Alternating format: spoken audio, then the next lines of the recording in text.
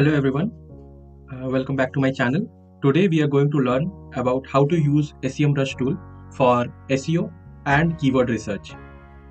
So in order to do anything on your website related to search engine optimization or anything related to keyword research, we use this tool called Semrush. Here you can log in from your Google ID, as well as you can sign up on and create your own account on as well in this Semrush. After logging in, you will be redirected to this landing page in which you will get various options like site audit, keyword research, and various other options for doing SEO for your website.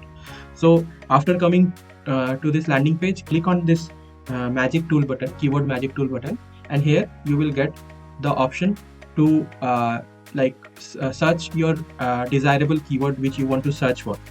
So let's say if I want to search about let's say MailChimp. MailChimp is a email marketing tool. So it is very popular email marketing tool. We can search for that. So when we will search it, it will show us all the relevant results related to that keywords, like how many keywords are there related to that. And here these all the keywords here listed, and these all are the volume of that, and these volume are in month how many searches are there. So for particularly this keyword MailChimp, everyone almost 110,000 people are searching for this keyword. Other than that, the other parameter which we should focus on, that is keyword difficulty. So more the keyword difficulty, it is difficult to rank on those keywords particularly. So if you are a beginner and running very new website, it is very difficult to rank on these particular keywords. So it is recommended for new website owner, because those website owner having very low domain authority. So that is why it is recommended to choose the keyword difficulty as low as possible.